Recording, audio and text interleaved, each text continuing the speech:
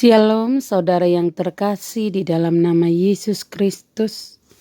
Firman Tuhan untuk kita pada hari ini dari Mazmur 43 ayat 5. Mengapa engkau tertekan hai jiwaku, dan mengapa engkau gelisah di dalam diriku?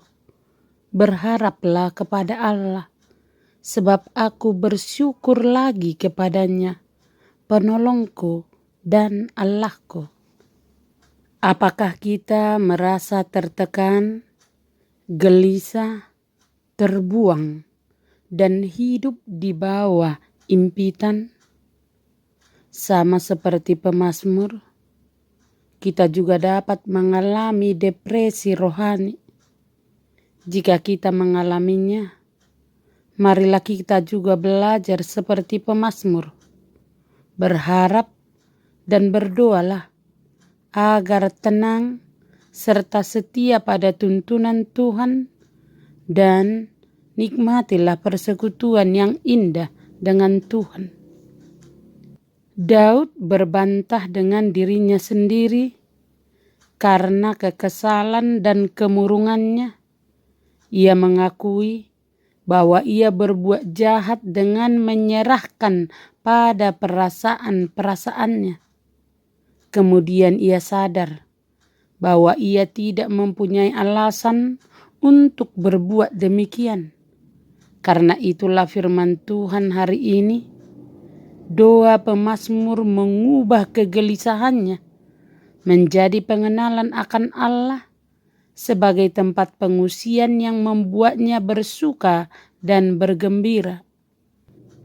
Doa ini telah membawa keletihan jiwanya pada tempat peristirahatan yang nyaman. Karena itu dengan optimis ia berkata, "Mengapa engkau tertekan hai jiwaku, dan mengapa engkau gelisah di dalam diriku?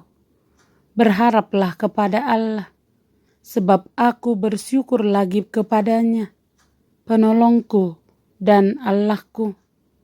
Melalui kekuatan yang ditemukan dalam doanya, ia menyadari bahwa tidak seharusnya ia merasa tertekan dan gelisah, karena ia memiliki pengharapan di dalam Allah yang menjadi penolongnya. Jika hal yang dialami pemazmur datang kepada kita, apakah yang kita lakukan? Kadangkala kita perlu berbicara pada diri kita, menghibur dan mendorong diri kita untuk bangkit. Ingatan kita akan masa indah membuat kita melihat kembali kasih setia Tuhan dan nikmatnya mengikuti Tuhan. Karena itu, marilah kita juga berbicara pada jiwa kita sendiri, memerintah diri sendiri, berharap kepada Allah yang adalah penolong, serta berdoa agar Allah memberikan keadilan dan meluputkan kita dari penderitaan. Namun harus diingat, Allah tidak langsung meluputkan kita dari kesulitan kita. Bukan berarti Allah tidak peduli. Ia Allah yang setia menemani dan menolong kita, dan memberikan kelepasan pada waktunya. Amin.